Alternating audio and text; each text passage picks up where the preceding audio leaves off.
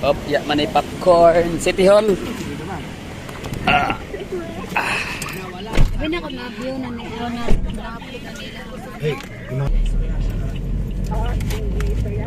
City Hall. Para sa inyo pagkakupan, mag 24 years na taharong mo sige. So dapat yung sa mga tayos pang umabot sa ako ang marriage life. Pagkakatapag yung gitang bumata. Wala pa ikaming tuba ipag-pag ang mga tayos. Sa tayo ano dahil? Sa tayo ano mo upload? wala may katong sa City Hall pa. 24 years na taharong doon ito. Pag-pag ko na mas may kapasok. Mo nakadaw gwapo sa Davao kay ko ano kanang di mo kailangan na mo ato sa mga lagyong lugar kayo, di ba? Downtown lang daghan na kay kagmatuan, di ba no? Park, City Hall. Mo ni nakagwapo sa syudad. Hospital. Park, City Hall, hospital, eskwelahan, public market. Mga baratohon na mga restaurant, mahalo na restaurant, disco bars, shopping malls, grocery store, kompleto.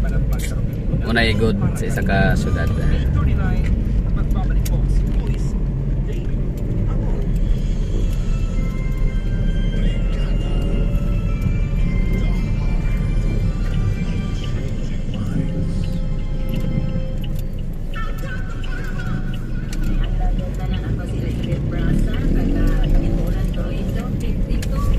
O kani o puhon.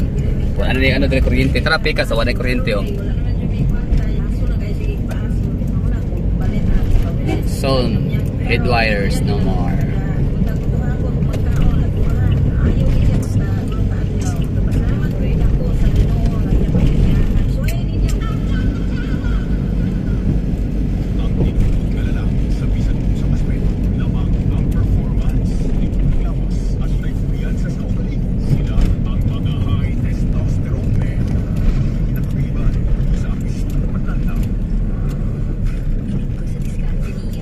Okay, ano na tayo ha? Road trip lang.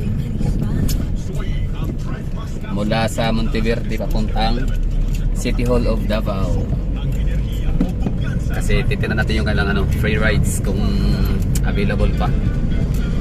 Kung existing pa.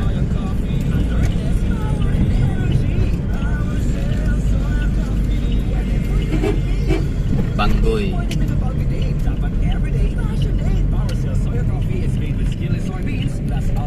So pag December buong bansa Bulaga. So lahat ng bansa, lahat ng lugar sa Pilipinas ay nagsikalat ang mga street vendors kasi kumbaga parang pamasko yan sa ating city government sa mga gustong mag-negosyo kahit paano, di ba?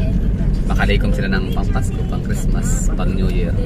Tapos January niyan, balik stricto ulit ang mga kalsada. Tanggal, linis, mga obstructions na naman.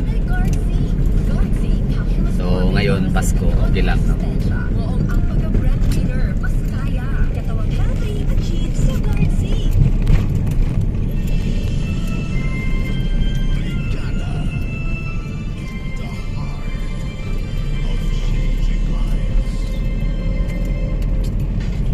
Pulsiano Banggoy na no? Pulsiano Banggoy, makalibog yung mga Banggoy. Pulsiano Banggoy. Okay, Bonifacio Street. Corner. Tesoros. Di ba? Pamilyang mga Bongo. Tagyanak to no? Tesoros. Go business. Yang anong na dahil amo hang yerbok. Tesoros.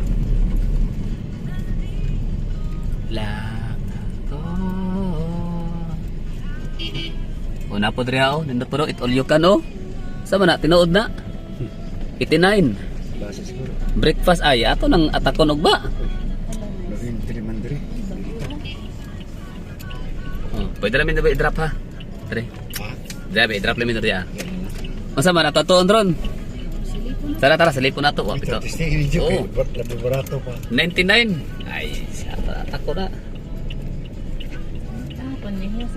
Oh, 99 di. Barato na tayo. Oh, it all you can. Yan. 4 minutes lang, no? 5 minutes. Dito na tayo. Nakarating na.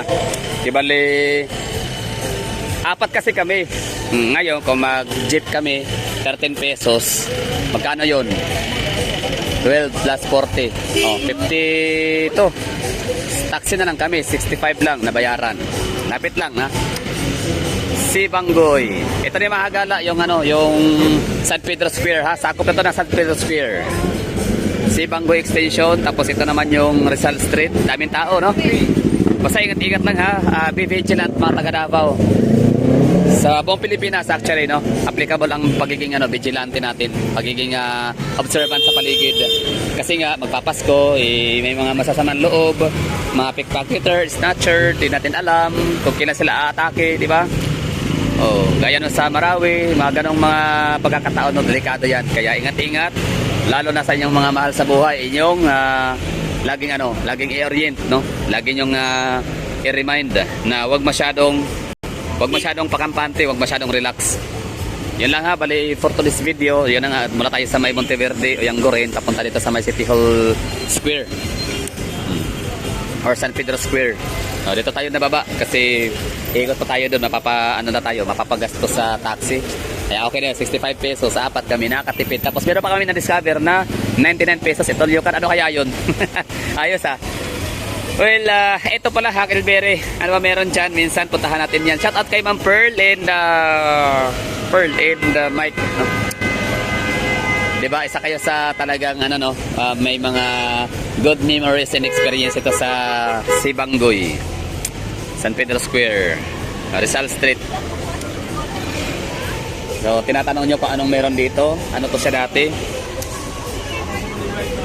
Tabi tayo sa kabila para makita natin yung yung ating kinatatayuan.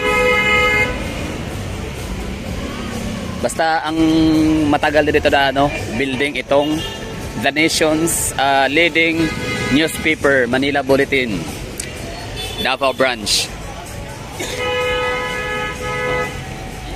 City Hall yan sa unahan, pero tsaka na tayo dyan pupunta. Tas McDonald. Ito yung hitsura ngayon ng City Hall ng Davao City, downtown. Mang Inasal, Bolton Street. Daming tao, no? Mga naglalakad, pamilya, magkamag-anak, wala ng trabaho. Eurobaker na pala siya ngayon. So, ano nga ulit yan dati? Eurobaker. Eurobaker, dati, ang Eurobaker isa na yan, sa may Magaysano Mall, no? Yung buy one take one na tinapay, talagang inaabangan namin yan lagi. Yung 3 days bago ma-expire, ayan, buy one take one na yan. Yan nga lang, parang bad siya, no? Bad, parang hindi siya magandang marketing kasi ang mga tao hindi na bibili ng regular price, mag-aabang na lang pa-expired kasi mag-aabang ng buy one take one. So tama lang, no? Kung wag na lang wag na ibalik yung buy one take one kasi or else magsarado sila. Sayang naman yung mga empleyado, mawawalan ng trabaho, di ba? Tsaka marami namang mayaman sa Davao, no? Afford naman bumili ng tinapay na hindi buy one take one. So, okay na siguro, no? At dito na magtatapos yung ating vlog. Sana ay nagustuhan ho ninyo. Ano bang content? Wala lang. Pinakita ko na sa inyo ang daan. Mas makatipid minsan pag taxi, pag maramihan. Tapos, yan, Sibanggoy. Mga tao. Manila Bulletin. Davao Branch. Sarado si Eurobaker.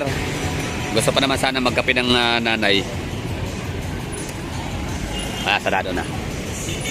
Okay, doon na tayo sa may Pasko Fiesta sa loob ng City Hall mamaya magkape. May mga doon. May mga broad coffee.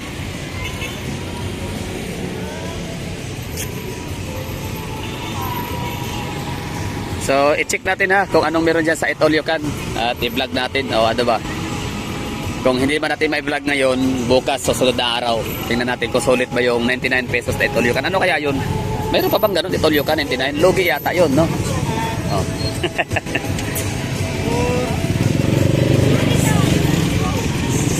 Dami tao, no? Ito yung sinasabi ko sa inyo, ha, na ang Davao City ay siya, metropolitan city, pero mararamdaman mo lang yung 1.8 million lagpas, tsaka, pero mararamdaman mo lang siya, mafe-feel mo lang or makikita mo yung kanyang dami ng tao kapag may okasyon, fiesta, Kadayawan, ano pa ba? Kadayawan or yung ganito, Pasko, no? Kadayawan, araw ng Davao, mga ganun na mga okasyon. Tsaka mo siya makikita na, marami pala talaga tao sa Davao. Bye-bye na siguro, ingat!